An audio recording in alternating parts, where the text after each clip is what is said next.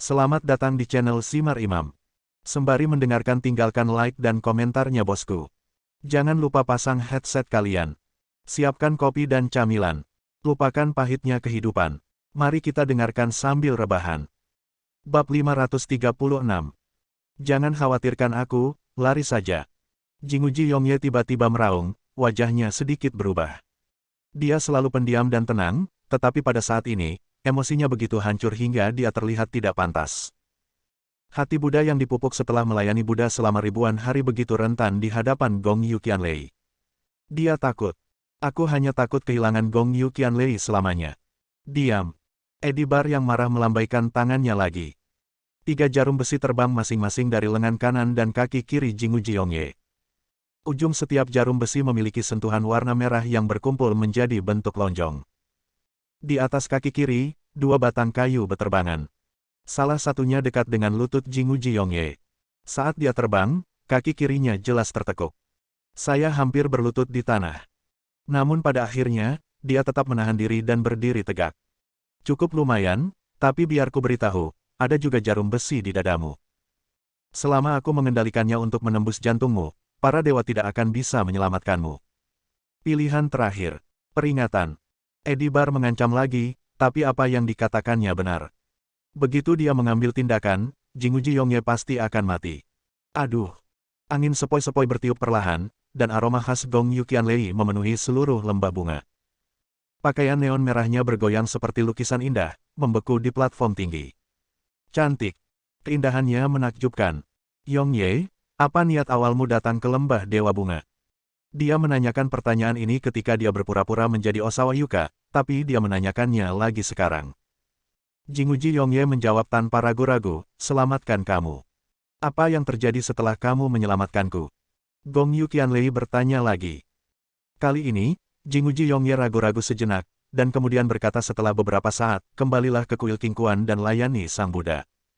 Setelah mengatakan ini, matanya yang indah sedikit meredup. Aduh! Desahan lain keluar dari mulut Gong Yu Qianlei. Dan suara itu, seperti penusuk, sangat menyengat Jinguji Yongye. Cinta muncul atas kemauan sendiri, tanpa penyesalan, tanpa hutang. Gong Yu Qianlei mengambil bunga 2 cinta itu, tersenyum tenang, dan memetiknya. Kalian berdua, setelah aku selesai memuja Dewa Bunga, aku akan pergi bersamamu dan berhenti melawan. Dia memejamkan mata dan berdoa dengan khusyuk kepada sumur harapan. Jika ada kehidupan setelah kematian, mari kita jalani kesempatan kita untuk bertemu lagi denganmu. Jinguji Yongye merasa dia hampir tidak bisa bernapas. Dia melihat punggung Gong Yu Qianlei dan gemetar putus asa. Tapi bagaimanapun juga, mantra yang memenjarakan kaki tidak bisa dipatahkan. Selangkah, selangkah, tapi aku tidak bisa bergerak maju. Edibar dan Luz sama-sama sangat gembira, Gong Yu Qianlei berkompromi dan misi mereka selesai. Selamat tinggal, Tuan Dewa Bunga. Hati Gong Yu Qianlei berdebar kencang saat dia menjatuhkan 2 bunga cinta ke dalam sumur harapan. Ini sudah berakhir. Dia tidak lagi memiliki harapan yang berlebihan. Ayo pergi, Gong Yu Qianlei. Luz melangkah maju dan meraih pergelangan tangan Gong Yu Qianlei. Gong Yu Qianlei tidak melawan sama sekali. Jinguji Yongye sekali lagi ingin menyelamatkan Gong Yu Qianlei, namun dihadang lagi oleh Edibar. 2 jarum besi terbang keluar, dan Edibar tersenyum dan berkata, kamu pengecut. Kalimat ini membuat Jinguji Yongye benar-benar terpana saat itu juga. Pengecut. Dia melihat Gong Yu Qianlei dipimpin oleh Luz. Saat itu, Jinguji Yongye mengerti. Ya, dia pengecut. Seorang pengecut yang tulus dipenjara oleh dunia. Sial, aku terlambat. Saat ini, Chen Feng datang dengan cepat. Melihat lebih dekat, Gong Yu Qianlei tertangkap. Saya langsung sedikit marah, situasinya sudah diputuskan. Bagaimana mungkin? Bukankah kamu mati tersengat listrik? Luz sangat terkejut melihat Chen Feng masih hidup. Edibar bahkan lebih terkejut lagi, dia memandang Chen Feng dan berkata, Chen Feng, apakah kamu di sini juga? Dia tidak menyangka akan bertemu Chen Feng di negara Jepang. Luz berkata dengan terkejut, dia adalah keputusasaan putih, tulang kecil yang mendominasi tuannya. Dasar tulang kecil, jalang. Beraninya kamu menyetrumku dan melepaskanku, kalau tidak kamu tidak perlu pergi. Terlambat beberapa langkah, Gong Yu Qianlei tertangkap, yang membuat Chen Feng sangat kesal. Saat dia melihat Luz lagi, api jahatnya muncul dan dia hanya ingin membunuh wanita ini. Kamu beruntung jika selamat, tapi jangan terlalu berisik, atau aku akan menyetrumu. Luz tidak menganggap serius Chen Feng, dan bahkan lebih kesal karena Chen Feng dicintai oleh guru. Dia tidak percaya bahwa pria ini begitu kuat sehingga pria yang paling dekat dengan dewa di dunia sangat memujinya. Chen Feng menahan amarahnya, lagi pula Luz masih menyandera Gong Yu Qianlei. Dia berjalan ke arah Jinguji Yongye dan bertanya, apakah kamu baik-baik saja? Melihat lubang jarum di tubuh Jinguji Yongye dan jarum besi yang jatuh ke tanah, dia mengerti bahwa Jinguji Yongye pasti memakannya. Sakit yang luar biasa. Jinguji Yongye tidak berkata apa-apa, hanya menggelengkan kepalanya. Matanya tertuju pada Gong Yu Qianlei untuk waktu yang lama. Chen Feng kemudian berkata kepada Edi Bar, kamu bukan orang yang bersemangat. Apa yang terjadi akhir-akhir ini? Apakah kamu menyebabkan masalah di mana-mana? Keduanya diam-diam mencapai pemahaman diam-diam selama galangan kapal bekas terakhir. Jika kamu tidak membunuhku, aku tidak akan membunuhmu. Edi Bar juga merupakan kartu yang disimpan Chen Feng untuk menghadapi Dark Abyss di masa depan. Tapi sekarang aku pusing, jika orang ini terlibat dan pada akhirnya dipermainkan sampai mati, bukankah kartunya akan rusak? Edi Bar mendengus dingin dan berkata, saya sedang melakukan tugas Master-Master, jadi jangan lakukan itu dengan sia-sia. Orang ini memiliki jarum besi yang saya masukkan ke dalam tubuhnya. Selama saya mau sekarang, saya bisa membunuh dia. Dan Gong Yu Qianlei ditangkap oleh Luz. Selama dia mengeluarkan listrik, dia bisa menyetrum Gong Yu Qianlei sampai mati. Jadi, kamu tidak bisa menyelamatkan siapapun. Kami hanya ingin mengambil Gong Yu Qianlei pergi, jangan paksa kami. Jika tidak, orang itu akan mati lebih dulu. Mendengar ini, Chen Feng sedikit mengernyit. Jika ini masalahnya, meskipun para dewa datang, tidak mungkin. Dia mengeluh dan berteriak pada Gong Yu Qianlei, wanita tua, bukankah kamu sangat pintar? Apa yang terjadi? Kamu berakhir dalam situasi ini. Mengenai gelar wanita tua, Gong Yu Qianlei tidak peduli, dan hanya berkata, bukankah kamu sangat pintar? Kenapa kamu datang terlambat? Chen Feng, yang dimarahi, sedikit terdiam. Jika dia tidak terkejut secara tidak sengaja, keadaannya tidak akan seperti ini. Tapi tidak ada keraguan, kali ini memang kesalahannya. Dia berkata, jika Anda tidak berpura-pura menjadi Osawa Yuka dan bertemu kami secara langsung, bagaimana bisa begitu banyak hal terjadi? Untuk mencegah saya melihat gunung melalui pakaian saya, Anda bahkan membungkus 3 lapis lapisan dalam dan luar.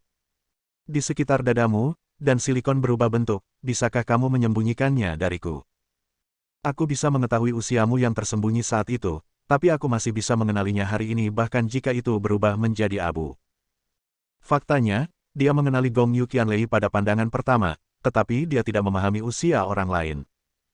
Tujuannya tidak diungkapkan, tetapi untuk membiarkan Gong Yu Qianlei dan Jinguji Yongye berbicara satu sama lain untuk menghilangkan ikatan di antara keduanya. Nanti, jika bukan karena ibu listrik ini, dia tidak akan kehilangan kendali atas segalanya. Aduh.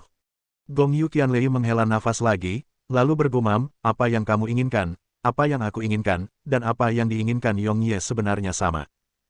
Aku diam-diam menanam benih, mungkin, bisa membentuk bunga yang kita bertiga inginkan. Setelah dia selesai berbicara, dia bahkan tersenyum dengan tenang. Mungkinkah wanita ini? Chen Feng tidak bisa membantu tetapi memfokuskan matanya sedikit, dan tiba-tiba mengerti apa yang dimaksud Gong Yu Qianlei. Bab 537. Chen Feng terkadang harus mengagumi Gong Yu Qianlei. Jangan bilang, wanita ini pintar sekali dengan agenda tersembunyinya. Dengan kata lain, jika kamu berumur panjang, kamu akan menjadi roh. Kalimat tadi dengan jelas menyiratkan bahwa ditangkap akan menjadi hasil terbaik bagi semua orang. Dengan kata lain, dia rela ditangkap dan senang dengan hasilnya. Memulai dari awal, itu hanya sandiwara. Hingga saat ini, Jinguji Yongye datang untuk menyelamatkan Gong Yu Qianlei. Namun jauh di lubuk hati, saya masih belum bisa lepas dari kekangan dunia. Usia Gong Yu Qianlei dan masa lalu bersama ayahnya masih menjadi kendala yang tidak bisa diatasi oleh Jinguji Yongye. Ini bukanlah hasil yang diinginkan Gong Yu Qianlei. Yang diinginkan Gong Yu Qianlei adalah agar Jinguji Yongye menyingkirkan obsesinya dan bisa bersamanya lagi. Dia ingin menggunakan keselamatannya sendiri untuk memaksa Jinguji Yongye membuat pilihan akhir antara obsesi sekulernya dan dirinya. Caranya adalah dengan mengirim dirinya ke Shenzong dan memaksa Senguji Yongye memilih pemimpin sekte untuk menyelamatkannya. Dengan kekuatan Huazong, harus ada badan intelijen yang mumpuni. Melihat situasi ini, Gong Yuqianlei sudah lama mengetahui bahwa Shenzong dan orang luar ingin menangkapnya dan membawanya ke luar negeri. Chen Feng menduga Gong Yuqianlei bahkan mengetahui tentang pertemuannya dengan Jingu Zhiyongye. Gong Yuqianlei meramalkan bahwa Jingu Zhiyongye akan datang untuk menyelamatkannya, dan dia akan diculik di depan Jingu Zhiyongye. Orang-orang dari Dark Abyss ingin membawanya ke luar negeri, dan mereka tidak dapat menghindari kekuatan Shenzong apapun yang terjadi. Oleh karena itu, setelah Gong Yuqianlei ditangkap, dia pasti akan dibawa ke Shenzong terlebih dahulu. Dengan cara ini, Jingu Zhiyongye hanya bisa memilih pergi ke Shenzong untuk menyelamatkannya. Dan Jingu Zhiyongye sendiri pasti tidak akan bisa menyelamatkan Gong Yuqianlei dari Shenzong. Ditambah dengan hubungan ayah anak dengan Jingu Zhichangkong, pasti tidak akan ada banyak masalah dengan Shenzong. Oleh karena itu, bagi Jingu Zhiyongye, cara terbaik adalah memilih pemimpin Shenzong. Setelah Anda menjadi pemimpin sekte, akan mudah untuk menyelamatkan Gong Yuqianlei. Ini adalah pilihan terakhir Gong Yuqianlei untuk Jingu Zhiyongye. Untuk menyimpan atau tidak. Jika Anda ingin menyelamatkannya, Anda hanya bisa melepaskan identitas Anda sebagai biksu kuil Qingquan, kembali ke dunia sekuler, dan menjadi pemimpin sekte Shen. Sekarang setelah Anda menerima hal-hal duniawi ini, sebagian besar, Anda harus terlebih dahulu menyingkirkan prasangka Anda terhadap Gong Yuqianlei. Jika dia tidak menyelamatkannya, maka Gong Yuqianlei akan menyerah sepenuhnya. Tidak ada yang lebih menyedihkan daripada kematian. Bahkan jika seseorang dari Dark Abyss membawanya ke Eropa atau bahkan membunuhnya, dia tidak perlu takut. Pilihan ini adalah satu-satunya kesempatan bagi Gong Yuqianlei dan Jingu Zhiyongye untuk memperbarui hubungan mereka. Inilah yang dikatakan Gong Yuqianlei tentang dua keinginan terakhir. Hasil inilah yang dia inginkan, dan jika dipikir-pikir dengan hati-hati, itu juga yang diinginkan Jingu Zhi. Gadis fantasi Liu Xi ditangkap oleh Chen Feng, dan dendam antara Chen Feng dan Shenzong pasti diketahui oleh Gong Yuqianlei. Wanita ini, Gong Yuqianlei, bahkan bisa dikatakan berkomplot melawan Chen Feng. Karena Gong Yuqianlei dapat melihat bahwa penunjukan pemimpin kuil Sengong Yongye adalah hasil terbaik bagi Chen Feng. Tidak hanya dapat menyelesaikan keluhan antara Chen Feng dan Shenzong, tetapi juga dapat membantu mantan teman menyelesaikan ikatan mereka. Oleh karena itu, Gong Yuqianlei juga mengatakan bahwa hasil ini baik untuk Chen Feng. Chen Feng mengagumi wanita cerdas dari lubuk hatinya. Tentu saja, petunjuk Gong Yuqianlei kepadanya secara alami menyuruhnya untuk tidak terlalu menghentikannya dan membiarkannya ditangkap. Meski ini hanya dugaan, Chen Feng yakin keduanya tidak bisa dipisahkan. Tidak apa-apa untuk memverifikasinya jika perlu. Karena semua spekulasi mempunyai syarat, yaitu prasyarat yang diperlukan. Itulah Gong Yuqianlei sebelum tanggal pemilihan pemimpin sekte, penduduk Dark Abyss tidak bisa dibawa ke Eropa melalui Shenzong. Kalau tidak, bagaimana dia bisa menggunakan pemilihan pemimpin sekte untuk menguji Jingu Zhiyongye setelah dia dibawa pergi? Sebenarnya ini agak sulit. Hari ini adalah hari pencalonan ketua sekte. Jika ada lebih dari satu calon, 9 wali akan memilih ketua sekte baru pada hari terakhir bulan itu. Dan tinggal 5 hari lagi menuju akhir bulan. Edibar dan Luz menangkap Gong Yuqianlei, dan mereka pasti ingin membawa Gong Yuqianlei dari Jepang secepatnya. 5 hari sudah cukup. Akan sulit mencegah Edibar dan Luz meninggalkan Jepang dalam 5 hari ini. Jika tebakan Chen Feng benar, Gong Yuqianlei seharusnya sudah mengambil tindakan terlebih dahulu. Mengenai apa, tidak diketahui. Bagaimanapun, selama Gong Yuqianlei tidak dibawa dari Shenzong ke negara Jepang sebelum akhir bulan, spekulasi di atas akan terkonfirmasi. Tentu saja, ada bagian kedua dari perkataan Gong Yuqianlei. Aku diam-diam menanam benih. Mungkin bisa tumbuh menjadi bunga yang kita bertiga inginkan. Kalimat ini bahkan lebih bermakna. Chen Feng dapat menyimpulkan bahwa ini pasti terkait dengan pemilihan pemimpin sekte. Namun apa sebenarnya itu tidak diketahui. Setelah memikirkan hal ini, Chen Feng meraih Jingu Zhiyongye dan mulai berakting. Dia berkata, "Yongye, lupakan saja, biarkan mereka pergi. Kamu tidak harus mengambil nyawamu, tapi bukankah kamu juga menginginkan nyawa Gong Yuqianlei? Selama mereka tidak meninggalkan Jepang, kita punya waktunya menyelamatkan mereka. Tapi tidak sekarang." Mendengar kata-kata Chen Feng, Gong Yuqianlei tersenyum dan mengangguk lembut kepada Chen Feng. Dia tahu bahwa Chen Feng sudah mengerti maksudnya. Jingu Zhiyongye tidak pandai mengekspresikan dirinya, tetapi saat ini, dia mengenali pernyataan Chen Feng. Sekarang nyawa Gong Yuqianlei ada di tangan Luz, dan dia tidak bisa menyelamatkannya sama sekali. Memang benar, seperti yang dikatakan Chen Feng, satu-satunya cara untuk menyelamatkan Gong Yuqianlei adalah melalui perencanaan jangka panjang. Tubuh aslinya yang bersemangat tiba-tiba menjadi dingin. Ayo pergi. Begitu saja, Luz membawa Gong Yuqianlei dan perlahan meninggalkan Hua Sensi bersama Edibar. Jinguji Yongye melihat ke arah Gong Yuqianlei, tapi Gong Yuqianlei tidak pernah menoleh ke belakang. Hingga sosok Gong Yuqianlei menghilang ke jalur bunga. Setelah waktu yang tidak diketahui, Jinguji Yongye masih berdiri di platform tinggi divisi Dewa Bunga, menatap tanpa bergerak ke sumur harapan. Bunga cinta Gong Yuqianlei dibuang, yang mungkin melambangkan keputusasaan. Hatinya juga hampir putus asa. Chen Feng perlahan berjalan ke platform tinggi dan berdiri di samping Jinguji Yongye. Angin sepoi-sepoi bertiup, sungguh sejuk. Dia berkata kepada Jinguji Yongye, beberapa hari yang lalu, saya mendapatkan seorang wanita baru. Namanya Ruan Qingqiu. Dia adalah wanita pekerja keras. Sebelum dia bertemu dengan saya, dia diperlakukan sebagai mainan oleh sebuah keluarga. Beberapa orang bilang dia hanyalah bunga yang patah. Dia rusak dan kotor. Tapi menurutku tidak. Sejak dia mengenaliku, dia lebih bersih dari siapapun, karena selain tubuhnya, dia juga memberi aku hatinya yang paling murni. Masa lalunya yang tragis adalah alasan mengapa aku pantas mendapatkan lebih banyak belas kasihan, bukan alasan mengapa aku tidak menyukainya. Gong Yuqianlei tidak merasa kasihan padamu, kamulah yang merasa kasihan padanya. Omong kosong, kamu menyebalkan. Menyiksa diri sendiri. Apa yang salah dengan usianya yang 50-an? Dia memiliki bentuk tubuh, penampilan, dan kulit yang lebih buruk daripada gadis lain. Apa yang salah dengan dia menjalin hubungan dengan ayahmu? Apa hubungannya denganmu? Apakah dia berusia 50-an? Apakah kamu bersedia tetap perawan tua di usia 18 tahun? Sejujurnya, orang yang ingin menangkapnya adalah orang mesum Eropa. Jika dia jatuh ke tangan orang cabul itu, hidupnya akan lebih buruk daripada kematian. Jika kamu membiarkannya pergi, kembalilah ke kuil kingkuanmu dan jadilah biksu pengecut selama sisa hidupmu. Jika kamu ingin menyelamatkannya, dengarkan aku, turun gunung dan pilih Master Sekte, dan aku berjanji akan mengembalikannya padamu dengan selamat. Bab 538.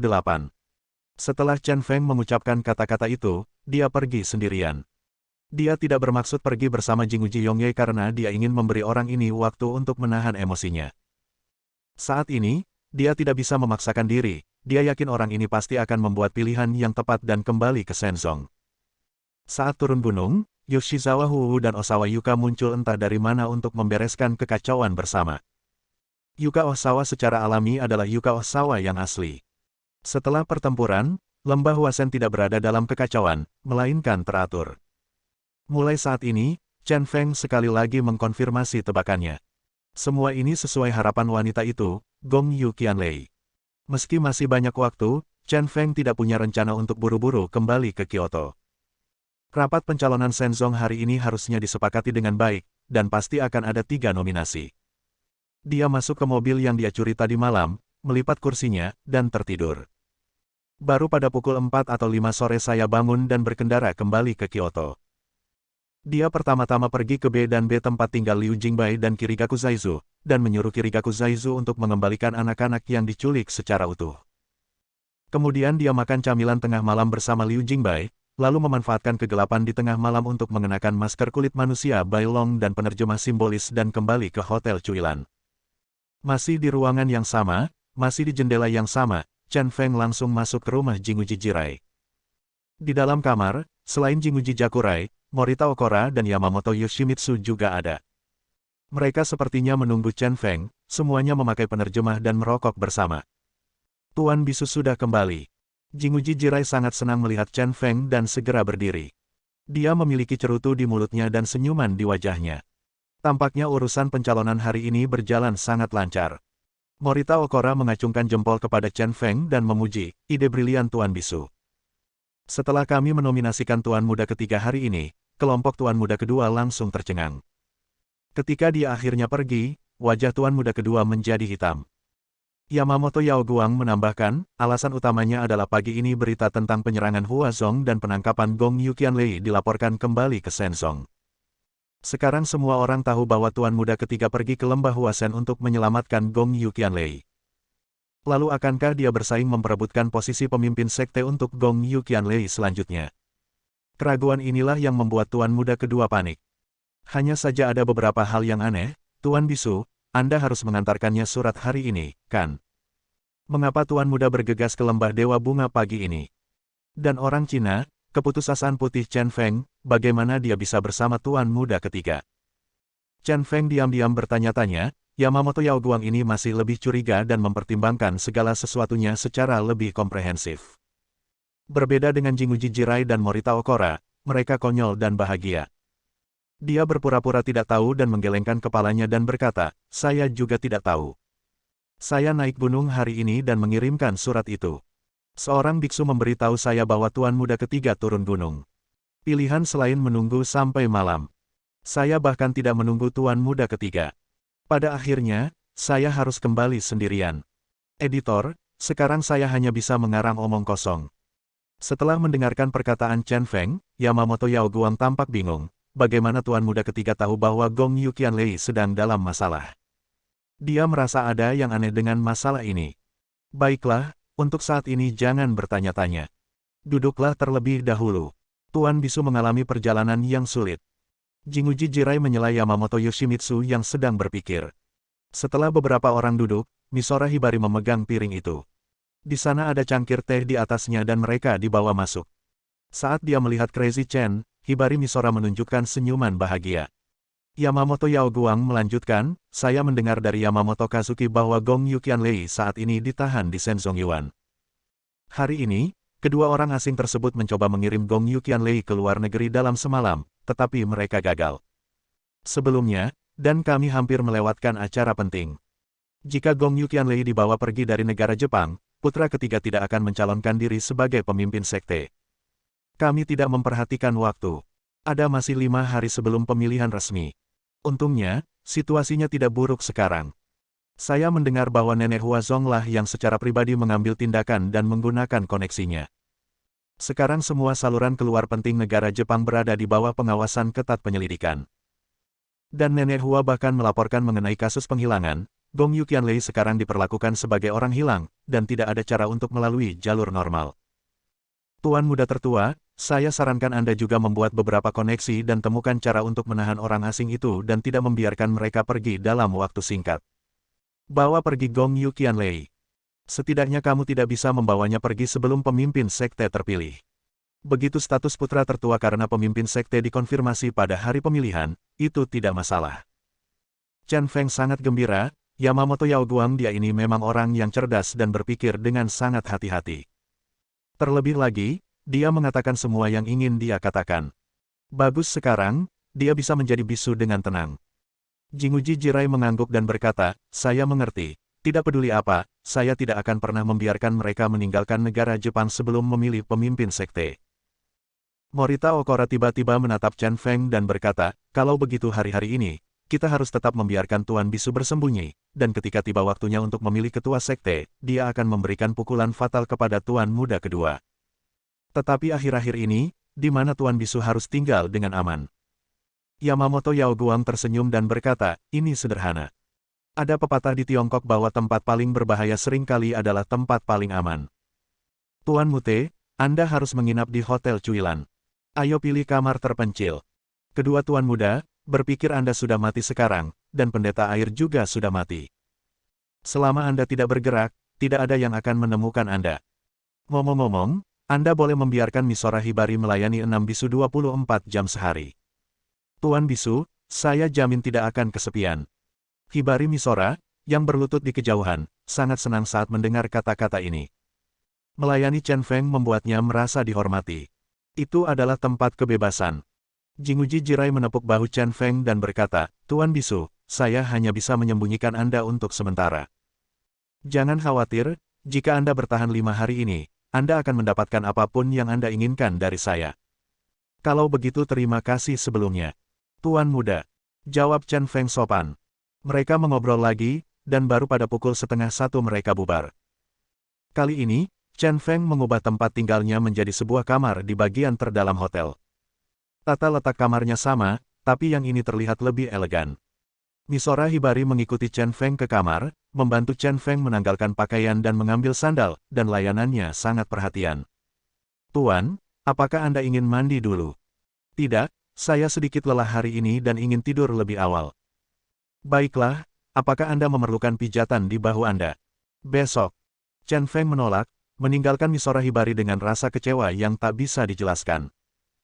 Hanya ada satu tempat tidur di kamar itu, tetapi perintah barusan adalah dia melayani Chen Feng 24 jam sehari. Tuan tolong istirahat dulu. Saya di toilet. Jika Anda butuh sesuatu, Anda bisa memanggil saya kapan saja. Dia begitu rendah hati dan bingung sehingga dia hanya bisa pergi ke toilet. Tapi begitu dia sampai di pintu toilet, Chen Feng, yang sedang duduk di samping tempat tidur, tiba-tiba memanggilnya. Tempat tidurnya cukup besar. Aku tidak bisa memakan banyak tempat sendirian. Kamu bisa bangun dan tidur juga. Mendengar ini, Hibari Misora merasa hangat dan mengangguk. Dia mandi, berpakaian bagus, dan kemudian dengan hati-hati naik ke tempat tidur. Tempat tidurnya sangat empuk, dia menoleh dan menatap wajah Chen Feng yang tertidur, mengerucutkan bibir dan tersenyum. Bab 539. Di bawah bidang pengajaran Shenzong Yuan, sebenarnya ada istana bawah tanah yang sangat besar. Gong Yu Qianlei dikurung di dalamnya, di sel yang tidak bisa dihancurkan. Meski sel penjara, namun ruangannya tidak kumuh. Tempat tidur rapi dan bersih, perabotan sederhana seperti meja dan kursi, serta toilet terpisah. Tidak jauh berbeda dengan hotel kecil di kota kabupaten. Gong Yu Qianlei sedang duduk di samping tempat tidur dengan penuh keanggunan, mengenakan gaun merah dengan kucing peri beterbangan kemana-mana. Karena kehadirannya, aroma harum memenuhi seluruh istana bawah tanah. Wewangiannya adalah wewangian tubuh alami. Banyak pria akan terpesona olehnya begitu mereka menghirupnya. Saat ini, suara langkah kaki terdengar dari koridor luar gedung. Mata indah Gong Yu sedikit berubah, dan dia melihat seorang lelaki tua berpakaian hitam dengan rambut perak berjalan perlahan di depan selnya.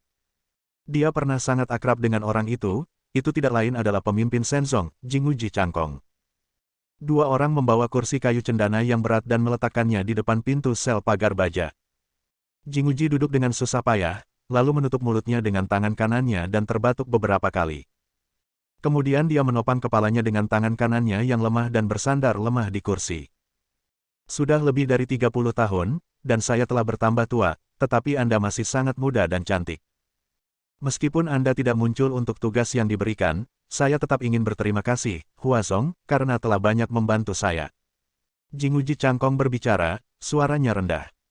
Alasan kenapa kami bisa bekerja sama dengan Huazong sebelumnya adalah karena bantuan Nenek Hua. Suatu ketika, Gong Yu Qianlei menentangnya dengan segala cara. Gong Yu mengedipkan matanya yang indah dengan air mata, dan berkata dengan sinis, kamu berterima kasih padaku, jadi kamu bersatu dengan orang luar untuk menyerang Huazong. Jinguji Changkong ragu-ragu sejenak, terbatuk dan kemudian berkata, kamu dan aku sudah sangat tua, apakah segala sesuatunya harus dibuat begitu jelas? Bahkan orang-orang seperti Anda dan saya, yang tampaknya memiliki status terhormat, tidak dapat memutuskan banyak hal. Sama seperti Nenek Hua yang meminta Huazong dan Shenzong untuk bersatu. Kamu tidak bisa menahannya. Gong Yu Qianlei tidak menyangkal hal ini. Ketika Anda mencapai ketinggian tertentu, Anda akan melihat dengan lebih jelas betapa tidak berartinya Anda. Dunia ini jauh lebih kompleks dari apa yang terlihat di permukaan. Mari kita tidak membicarakan hal ini untuk saat ini, mari kita bicara tentang Yongye. Apakah kamu membalas dendam padaku? Jinguji Changkong tiba-tiba bertanya. Hal ini bisa dikatakan menjadi duri di antara ketiganya yang tidak bisa dihilangkan bagaimanapun caranya. Duri ini menusuk putranya sendiri, yang kepalanya dicukur dan memasuki gerbang gunung. Duri ini semakin menusuknya, dan dia menderita selama bertahun-tahun. Mendengar ini, Gong Yu Qianlei tidak bisa menahan diri untuk tidak menjadi dingin dan bertanya, bukankah aku harus membalas dendam padamu? Akulah yang membantumu naik ke posisi tinggi pemimpin sekte, tapi bagaimana denganmu? Untuk Anda kepentingan egoismu sendiri, kamu memberikanku kepada Kaisar Jepang. Poin ini balas dendam bukanlah apa-apa, kesenangan dimulai perlahan. Di akhir kalimat, dia tersenyum. Sudut mulutnya sedikit terangkat, segala jenis hantu. Kamu harus membalas dendam, jadi kamu merayu putra terbaikku dan ingin menghancurkan warisan keluarga Jingujiku. Apakah kamu puas sekarang? Yongye menjadi biksu dan memiliki dendam terhadap ayahnya. Shenzong kehilangan pewaris terbaiknya. Jinguji Changkong sedikit bersemangat, dan berkata dengan tatapan galak, Yong Ye adalah seorang perfeksionis, dan hal-hal antara kamu dan aku akan menyiksanya sampai mati. Jadi, kamu harus mati, kamu mati. Semuanya akan dimulai dari awal lagi. Semua kegelisahan Shenzong disebabkan oleh wanita ini. Suatu ketika, betapa dia ingin membunuh wanita ini dengan tangannya sendiri. Apakah saya akan mati? Gong Yuqianlei berkata sambil tersenyum, saya tidak bisa mati. Putra Anda pasti akan datang untuk menyelamatkan saya. Saat itu, dia akan menjadi pemimpin Sekte Shen.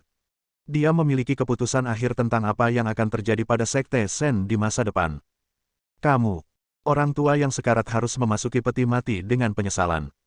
Kebencian yang dia rasakan saat itu telah ada di hatinya selama lebih dari 30 tahun. Itu adalah kenangan yang sulit untuk dihapus, itulah kepedihan yang tak bisa dilupakan. Ya, awalnya saya ingin Yong Ye menjadi penerus saya. Bakat dan kekuatannya yang luar biasa pasti dapat menghidupkan kembali Shenzong lagi. Setiap kali Jinguji Yong Ye disebutkan, mata Jinguji Changkong dipenuhi dengan emosi. Mereka semua bangga. Namun, saat ini, matanya sedikit redup. Dia menghela nafas dan berkata, tapi ternyata aku salah. Yong Ye, anak ini, terlalu paranoid dan mengejar kesempurnaan. Kepribadian introvertnya tidak cocok untuk konflik dan intrik. Dia bisa menjadi ranger yang keren, tapi jika menyangkut soal memerintah Shenzong, mungkin itu tidak pantas. Jadi saya tidak ingin dia menjadi pemimpin sekte sekarang, tetapi kalian semua memiliki niat jahat, dan Anda bersikeras menyeretnya ke pusaran benar dan salah ini. Kamu tidak peduli jika kamu ingin membalas dendam padaku. Baiklah, tidak apa-apa untuk tulus terhadap Yong Ye. Satu hal yang harus kamu ketahui sendiri adalah bahwa kamu dan Yong Ye pasti tidak cocok. Begitu bersih sejak dia masih kecil sehingga dia tidak bisa mentolerir setitik debu pun, dan hatinya tidak bisa mentolerir keluhan sekecil apapun. Masa lalu terlalu kaya, dan ditambah dengan usianya, Yong Ye tidak akan pernah bisa mencerna itu semua dalam hidupnya. Jadi, aku harap kamu bisa sadar diri dan berhenti mengganggunya, kamu hanya akan membuatnya kesakitan. Jika kamu setuju, aku bisa melepaskanmu dan membiarkanmu mendapatkan kembali kebebasanmu. Petik 2. Belitan dendam sudah berlangsung terlalu lama. Oleh karena itu, dia ingin menghilangkan semua dendam sebelumnya sebelum dia meninggal. Gong Yuqianlei sedikit terkejut, dan sedikit keterkejutan melintas di matanya seperti air musim gugur. Kata-kata ini tidak seperti keluar dari mulut orang yang tidak berperasaan seperti Jinguji Changkong. Hanya dari kekuatan kedua orang asing ini, kita dapat melihat betapa kuatnya organisasi di belakang mereka. Shenzong tidak mampu menyinggung mereka, kan? Dalam hal ini, apakah Anda bersedia menyinggung mereka demi saya? Gong Yuqianlei bertanya. Ini bukan untukmu. Jinguji Changkong berkata terus terang, aku untuk Yong Ye dan untuk anakku, jadi kuharap kamu bisa mempertimbangkannya. Untuk Jinguji Yong Ye, dia telah menyanjungnya sepanjang hidupnya dan bersedia sebelum mati, dia melanggar keinginannya sekali. Baru saja kamu bilang kamu ingin aku mati, dan sekarang kamu bilang kamu ingin melepaskanku. Kata-katamu masih sangat sulit dipercaya. Kata Gong Yuqianlei sambil tersenyum. Di matanya, Jinguji Changkong bukanlah orang yang bisa dipercaya. Jinguji Changkong duduk tegak dengan susah payah dan bertanya, bagaimana kamu bisa mempercayainya? Gong Yuqianlei melambaikan tangannya, mengangkat kepalanya, dan berkata sambil tersenyum, aku tidak akan mempercayaimu, aku hanya percaya diriku sendiri. Yong Ye akan datang untuk menyelamatkanku, dia pasti akan datang. Jika dia datang untuk menyelamatkanku, mengapa aku harus memintamu untuk melepaskanku? Setelah mendengar ini, Jinguji Changkong sangat kecewa dan berkata dengan marah, oke tidak ada yang membuat mudah bagiku. Dalam hal ini, tidak peduli Anda, tidak peduli jurang yang gelap, tidak peduli keputusasaan putih, dan tidak peduli itu Tuan, mari kita bersenang-senang dan biarkan hari pemilihan pemimpin sekte ini menjadi hari yang baik. Semarak dan semarak. Saya tidak bersenang-senang, dan tidak ada orang lain yang bersenang-senang. Saya ingin hari ketika pemimpin sekte terpilih diwarnai dengan darah. Setelah mengatakan ini, Jinguji Changkong berdiri dengan susah payah, dan menatap Gong Yuqianlei dengan mata jahat. Gong Yuqianlei tidak bergeming dan masih duduk diam di sana. Aduk, semakin berantakan semakin baik. Bagaimanapun, hatinya damai sekarang. Dengan bantuan dua orang, Jinguji Changkong meninggalkan sel. Ketika dia mencapai akhir, dia tiba-tiba berbicara kepada bawahannya, pergi dan mintalah pendeta bayangan untuk datang menemuiku. Bab 540 Hari-hari ini adalah hari libur yang jarang bagi Chen Feng. Bersembunyi di kamar, hampir tidur saja yang kulakukan, dan aku hampir menjadi dewa tidur. Setiap pagi, saya bangun dengan pistol terhunus dan penuh energi. Belum lagi, dia sangat toleran, ada wanita cantik yang tidur di sampingnya, tapi tidak terjadi apa-apa. Dalam beberapa hari terakhir, hanya ada satu malam ketika dia diam-diam meninggalkan Hotel Cuilan dan berlari ke B dan B tempat Liu Jingbai dan Kirigaku Zaizu menginap. Dia membujuk Liu Jingbai dan memobilisasi Kirigaku Zaizu sebelum perang. Bujukan kepada Liu Jingbai secara alami adalah untuk membujuknya agar meninggalkan negara Jepang. Karena ia sangat merasakan bahwa dalam suasana tenang dan damai ini sebenarnya ada arus bawah. Dan intuisinya memberitahunya bahwa kali ini, dia akan menghadapi bahaya sebesar badai ombak. Semua bahaya akan meledak pada hari terpilihnya pemimpin Shenzong. Saat itu, seluruh Kyoto akan mengalami pembaptisan. Oleh karena itu, dia tidak bisa lagi membiarkan Liu Jingbai tinggal di Jepang. Cara teraman adalah kembali ke Tiongkok. Tapi Liu Jingbai menolak, dengan sangat tegas. Dia bilang dia ingin menunggu dan kembali bersama Chen Feng. Yang terpenting menunggu jawaban Chen Feng. Kegigihan Liu Jingbai melebihi imajinasi Chen Feng. Begitu gadis ini memutuskan sesuatu, sulit untuk mengubah pikirannya. Pada akhirnya, dia hanya bisa memilih untuk berkompromi. Mobilisasi Kirigaku Zaizu sebelum perang tentu saja menjadi premannya pada hari pemilihan. Pahlawan tidak mampu mengalahkan 4 musuh dan memasuki sarang Shenzong, kecuali temannya Jinguji Yongye, dia tidak memiliki bantuan dari luar. Akan sangat bagus jika Kirigaku Zaizu bisa berbagi tekanan. Ini juga yang menjadi alasan Kirigaku Zaizu datang ke Jepang. Tapi sekarang, Liu Jingbai harus dilindungi oleh seseorang, dan kandidat terbaik tentu saja adalah Kirigaku Zaizu. Terus terang, Kirigaku Zaizu tidak berguna saat ini dan tidak dapat digunakan lagi. Sungguh, kalau tidak aku akan meminta tuanku untuk membantumu. Tuanku akan datang ke Kyoto dalam beberapa hari ke depan. Dia adalah dewa ninja, jauh lebih kuat dariku. Melihat dilema Chen Feng, Kirigaku Zaizu membuat langkah-langkah. Dia menemukan solusi dan bahkan mengeluarkan tuannya sendiri. Untuk melindungi Liu Jingbai, dia hampir mengkhianati tuannya. Dewa Ninja. Sejujurnya, Chen Feng sedikit tergoda. Dengan nama seperti itu, dan untuk mengembangkan ninja hebat seperti Kirigaku Zaizu, dia pastilah eksistensi yang menakutkan. Tapi setelah dipikir-pikir, dia tetap menolak. Pada saat kritis seperti ini, dia tidak bisa mempercayai orang luar manapun. Pada akhirnya, tidak ada konsensus yang tercapai, jadi Chen Feng hanya bisa memberikan berbagai peringatan kepada Kirigaku Zaizu dan pergi lebih dulu. Kali ini, dia tidak menyangka Kirigaku Zaizu akan melakukan apapun untuknya. Melindungi Liu Jingbai akan sangat membantu. Kembali ke Cuilan Hotel dan lanjutkan menikmati hari-hari nyaman Anda. Tapi suasana hati Jinguji Jirai sedang tidak bagus. Dia sangat cemas. Selain mencegah Gong Yuqianlei dibawa pergi dari negara Jepang, dia juga menghabiskan sepanjang hari menanyakan apakah Jinguji Yongye telah kembali ke Shenzong. Jika Jinguji Yongye tidak ikut mencalonkan diri dalam pemilihan, dia tidak akan bisa mengalahkan Jinguji Harumi. Belum pernah ada momen di mana dia begitu merindukan kakaknya. Pada satu titik, atas saran Yamamoto Yoshimitsu, dia siap membunuh Koike Teppei dan Matsumoto Jun. Dia ingin kedua wali yang mengkhianatinya benar-benar hilang dari daftar wali Jinguji Harumi. Yang lebih menakutkan lagi adalah dia ingin membunuh Harumi Jinguji tanpa henti. Tanpa racun, tanpa tuan, ini cara paling langsung, dan akan diselesaikan untuk selamanya. Setelah khawatir selama beberapa hari, akhirnya saya mendapat kabar sehari sebelum pemilu bahwa Jinguji Yongye telah kembali. Konon pada siang hari ini, ratusan penganut Shinsoin sedang mengejek pohon aras Jomon yang berusia ribuan tahun di istana. Tiba-tiba ada seorang laki-laki luar biasa dan tampan, mengenakan pakaian panjang berwarna putih, berjalan tanpa alas kaki dan berdiri di depan pohon cedar Jomon untuk berdoa. Temperamennya yang seperti peri dan penampilannya yang tiada taraf membuat orang-orang beriman secara keliru percaya bahwa dewa telah turun ke bumi. Tapi sosok seperti dewa di mata mereka tiba-tiba berteriak keras, "Nama saya Jinguji Yongye, saya ingin memilih pemimpin Sekte Shen, dan saya ingin menikahi Gong Yuqianlei." Kata-katanya sangat tegas. Pastinya. Tampaknya langit tergerak dan hembusan angin bertiup. Angin mengacak-acak pakaiannya, membuat auranya semakin murni. Pohon aras Jomon yang bergoyang tertiup angin menjatuhkan daun-daun kuning tua yang tak terhitung jumlahnya seperti hujan. Pemandangan itu begitu indah hingga tak terkendali. Menurut orang-orang percaya yang hadir, mereka sepertinya telah melihat negeri dongeng dan abadi. Berita bahwa Jinguji Yongye akan mencalonkan diri sebagai pemimpin sekte menyebar dengan cepat.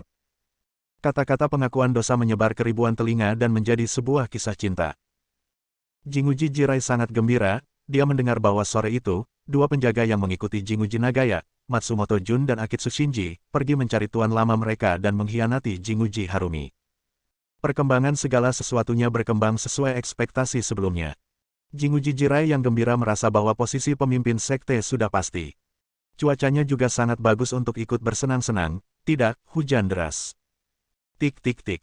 Chen Feng berdiri di depan jendela, mendengarkan suara hujan yang menerpa dedaunan, merasa nyaman. Di luar sangat sibuk, tapi jarang dia diam di sini. Ada perasaan aneh bahwa dia seperti seorang gadis kecil yang bersembunyi di rumah emas Jirai Jinguji, dan tubuhnya hampir memutih. Saat ini, Misora Hibari membuka pintu dan masuk sambil membawa semangkuk teh ginseng. Tuan, sedang hujan. Saya membuat semangkuk teh ginseng. Anda bisa meminumnya selagi panas. Dia membawa teh ginseng ke meja dengan ekspresi aneh di wajahnya. Mata Chen Feng sedikit berubah, Misora Hibari tidak pernah tergagap sepatah kata pun saat berbicara dengannya. Kenapa kata-katamu terdengar sangat aneh tadi? Dia tidak membeberkannya, tetapi menemukan topik dan bertanya, Misa tidak datang ke hotel hari ini, kan? Sebelumnya, Misa Jinguji akan datang ke hotel Cuilan setiap hari, dengan tujuan mencarinya, si bisu yang hilang. Hari demi hari, saya hanya perlu menelepon polisi. Sepertinya dia harus menemukannya dan memberinya malam pertama. Misora Hibari berkata, Nona Misa tidak datang hari ini, mungkin dia pergi ke Akademi Senzong. Ketika tidak hujan di siang hari, saya mendengar bahwa Tuan Muda Ketiga telah kembali.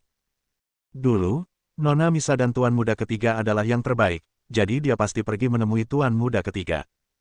Chen Feng mengangguk. Dia sudah mendengar dari Jinguji Jirai tentang masalah ini. Hanya berdasarkan apa yang dikatakan Jinguji Yongye di depan pohon suci Jomonsugi, sepertinya dia sudah menemukan jawabannya dan menerobos obsesi yang terbatas itu. Tidak mudah bagi orang yang menderita misofobia atau perfeksionis.